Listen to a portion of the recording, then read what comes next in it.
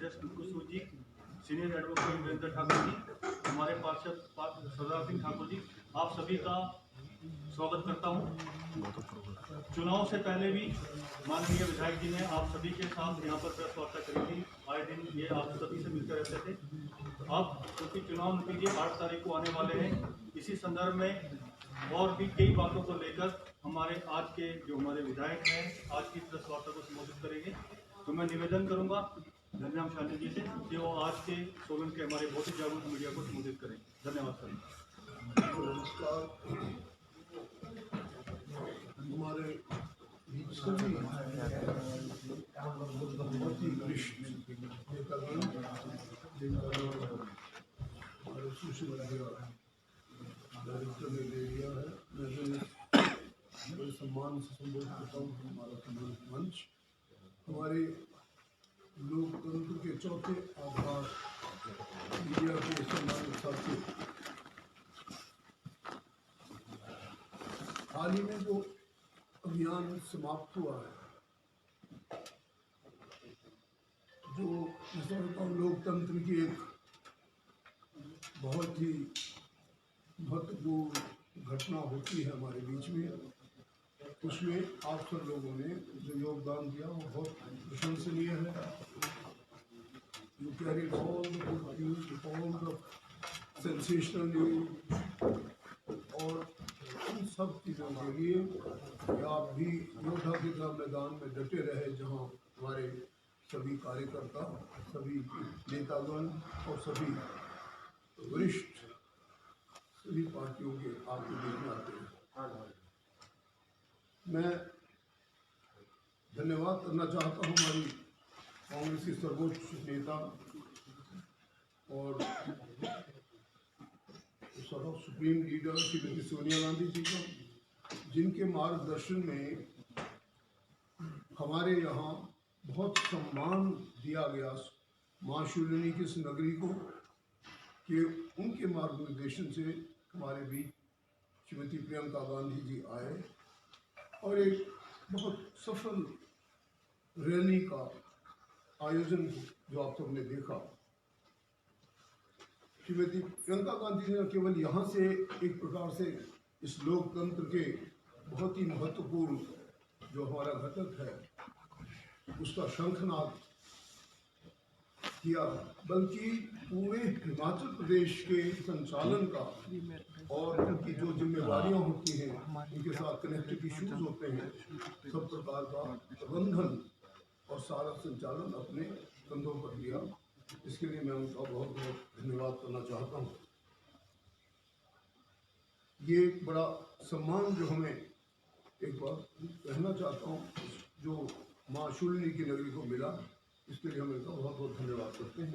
मैं धन्यवाद करना चाहता हूँ श्री राजीव शुक्ला जी का, जिन्होंने बहुत ही आत्मसमर्पण और मैं समझता हूँ अपनी कार्य की दक्षता और अपनी कार्य कुशलता को और एक प्रकार से पार्टी के लिए समर्पण और त्याग की भावना को जो उन्होंने किया, एक अपने स्पष्ट संदेश दिया। बेशक हमारे पास इतने संसाधन न हो, बेशक हमारे पास बहुत बड़ा धन बल ना हो, उसके बावजूद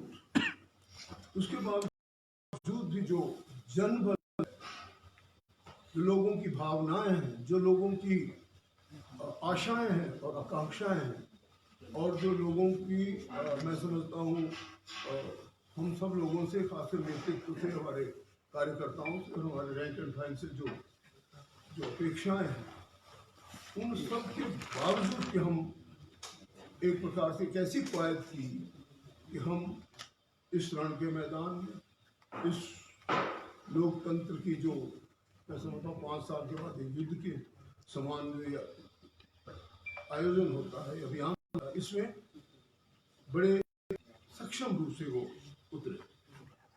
मैं धन्यवाद करना चाहता हूँ माननीय भूपेश बघेल जी, जो हमारे सम्मानित मुख्यमंत्री छत्तीसगढ़ और जो हमारे चीफ ऑब्जर्वर भी थे, उन्होंने भी गाहे बगाहे हर क्षेत्र में और जब नहीं क्षेत्र में आ सके तो ऑनलाइन भी हम लोगों का मार्गदर्शन किया, हम लोगों से फीडबैक ली। मैं तो काफ़ी दूर के क्षेत्र में था, हमारे साथ सभी साथी रमेश जी थे, दूसरे सभी थे और पूरे हमारे अध्यक्ष जी थे। साथ दूर के क्षेत्रों में भी हम रहते हुए उनके साथ ऑनलाइन वार्तालाप करते रहे और उन्होंने बहुत ही कुशलता से हम सबों का मार्गदर्शन किया। और मैं व्यक्तिगत रूप से भी उनका आभार व्यक्त करता हूँ कि जो चीज़ें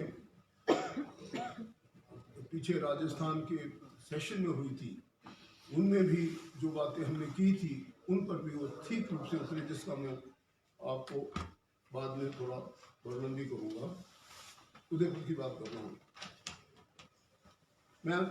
आभार व्यक्त करना था तो श्री संजय दत्त जी का, जो सचमुच में एक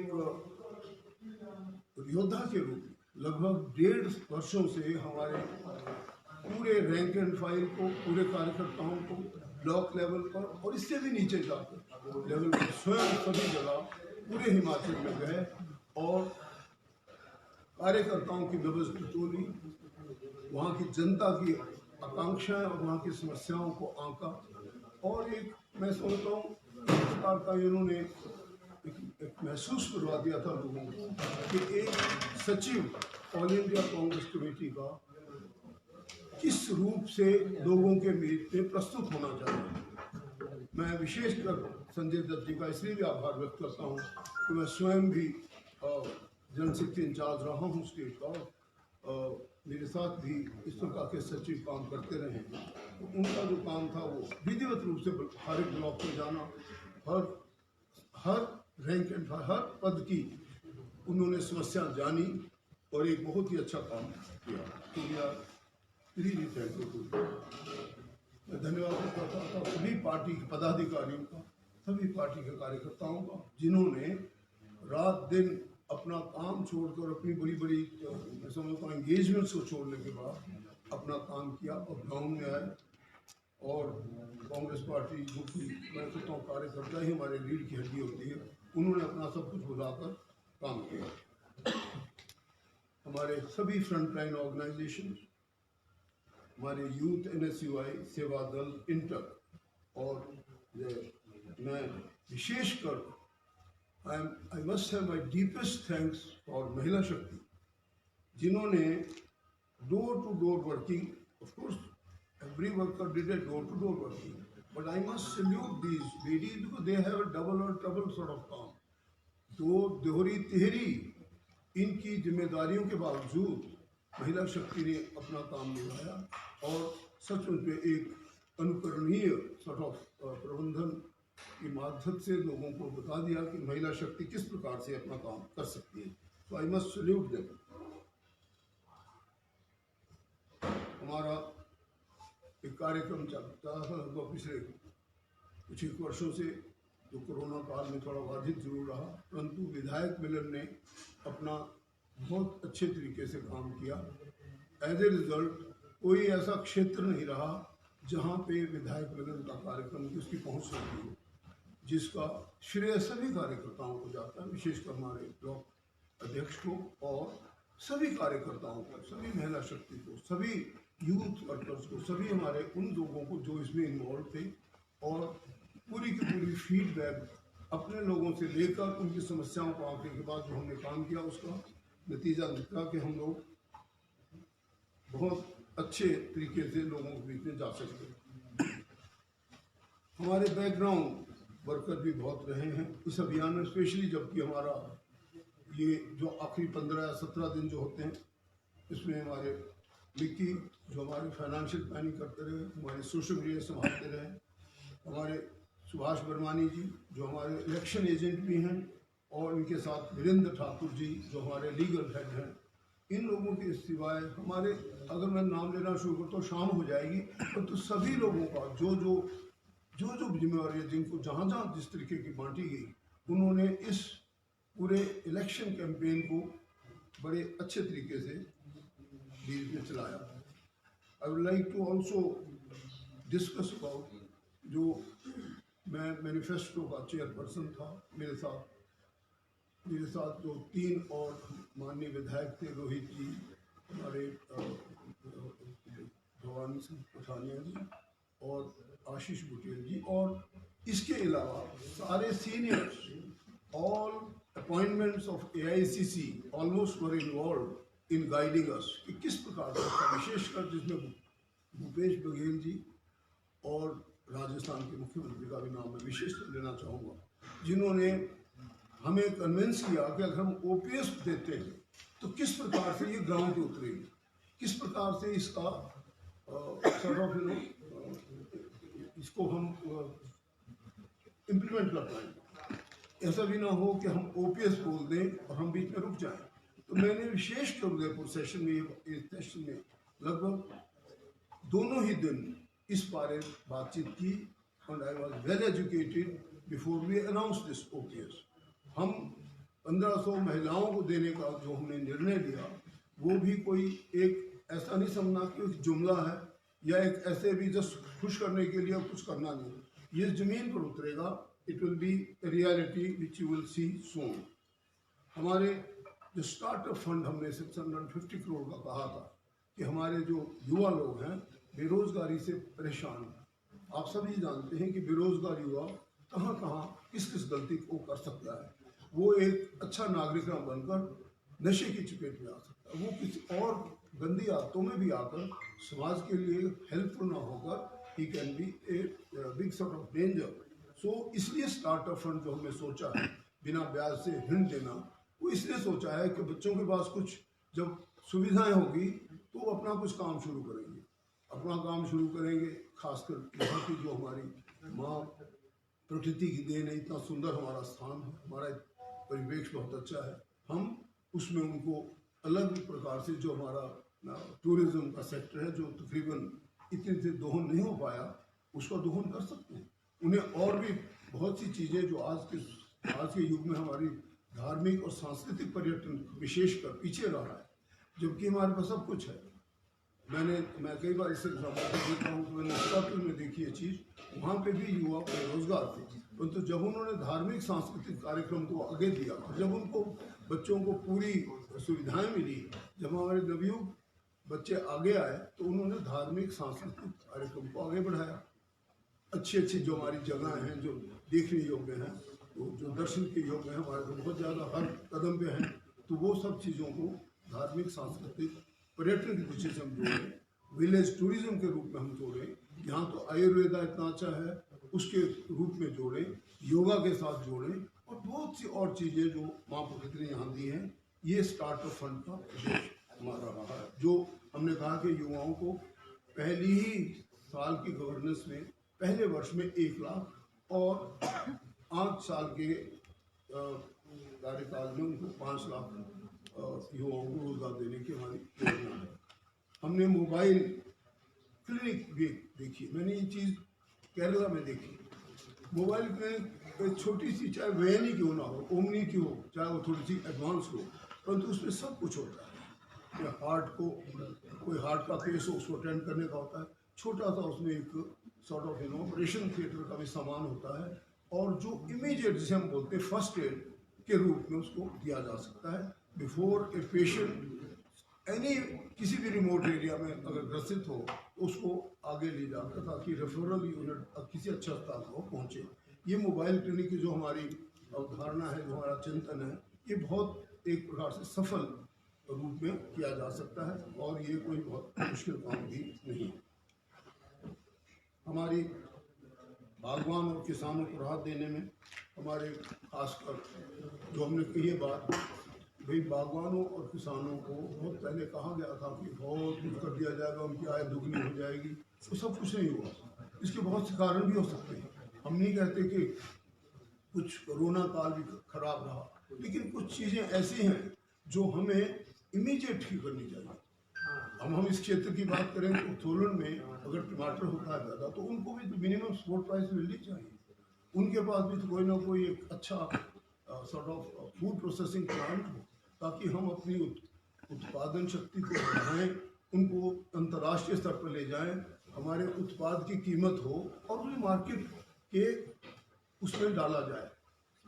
और वो तभी डलेगा जब हम उस ओर अपना ध्यान देंगे।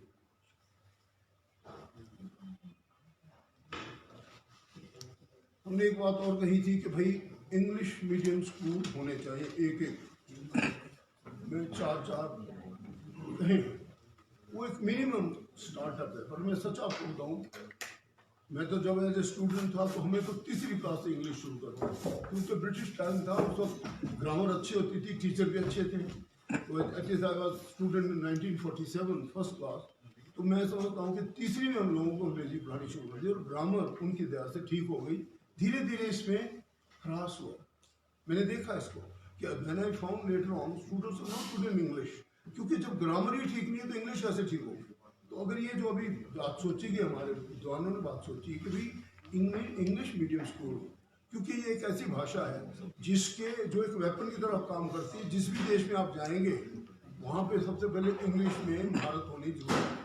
हमारे बच्चे अच्छे पढ़े लिखे हैं, हमारे बच्चे अच्छे स्वास्थ्य में होते हैं, अच्छे देखने में भी होते हैं, they are presentable, but if they are not good in this language they are somewhere they go to the background. इसलिए इंग्लिश मीडियम स्कूल होना बहुत अनिवार्य है। और वो किसी भी प्रोफेशन में अगर इंग्लिश आपकी ठीक नहीं है तो कहीं ना कहीं आप, खासकर अंतर्राष्ट्रीय स्तर पर, या अंतर्राष्ट्रीय तो छोड़ो, आप अगर साउथ में भी जाओगे तो वहाँ तो कभी जो बाई होती है वो इंग्लिश हमारे से बेटर बोल देती है, तो बच्चों की तरफ ध्यान नहीं होता। इसलिए ये इंग्लिश मीडियम स्कूल खोले गए हैं। I hope we improve our English English. हमने बहुत सी और बातें भी कही है, 10 लीटर दूध का जो किसानों को दिया, हमारे पास घास नहीं है, हमारे पास काम करने के तरीके इसलिए दिया है ताकि लोग, हमारे विलेज इकोनॉमी इम्प्रूव, लोगों के जेब में पैसा हो। जब थोड़ा इकोनॉमी इम्प्रूव होगी तभी तो पैसा होगा ना, अदरवाइज तो हम जो मर्जी दुनिया भर के मनगढ़ंत बनाते रहे सपने, कुछ नहीं होगा जब तक हम अपने गाँव को ध्यान से नहीं देंगे। इन सब के बाद मैं थोड़ा सा रेफरेंस भारत जोड़ो का देना चाहता हूँ कि आपको राहुल जी एक प्रकार से तप कर रहे हैं। उन्हें I think a most humiliated leader, young leader of our time, जिन्होंने ना हो और उनकी आवश्यकताओं को ध्यान से ना देखें, खासकर अगर उनको जब घर जाएंगे तो हम क्या दे रहे हैं, ये सब चीज़ें ना देखें तो उनके मन में ये चीज़ आ जाती है। Governance and no vision sort of policy has been the hallmark of this thing. Towards the end, I must say कि भाई हमारे लोगों ने बहुत अच्छा काम किया है। हमारे नेताओं ने, whether they are from all India Congress committee या हमारे अपने सीनियर थे, हमारे जितने भी कार्यकर्ता थे, उन्होंने रात दिन मेहनत की है। और मैं आपको स्पष्ट बनाना चाहता हूँ कि आपको स्पष्ट बहुमत से जीत कांग्रेस की सरकार बनने जा रही है। ये मेरा स्वयं का आकलन नहीं है, जितनी रैंक एंड फाइल यहाँ बैठी इनका भी है, ये उन लोगों का भी, क्यों हम तकरीबन 128 बूथ थे तो लगभग 115 तक तो हम पहुँच गए हैं। थोड़े से 2-3 थे वो खुद ही हमें दे देंगे, अपनी फीडबैक दे भी दी है। हमने सब बूथ से फीडबैक लिए, तब मैं आपको बता रहा हूँ। जब यहाँ की फीडबैक दे रहा हूँ तो इसी से मैंने और तकरीबन पूरे प्रदेश के भाइयों से, अपने साथियों से बात की है, अपने पूर्व सैनिकों से बात की, अपने कर्मचारियों से बात की, महिलाओं से बात की, बुजुर्गों से बात की, और सबका कहना है कि हम स्पष्ट बहुमत से सरकार बना रहे हैं, ऐसा मेरा मानना है। और इन्हीं शब्दों के साथ मैं एक चीज़ सिर्फ और कहना चाहता हूँ कि डॉक्टर मनमोहन सिंह की सरकार में जब हम थे तो मैं और आनंद शर्मा जी आए।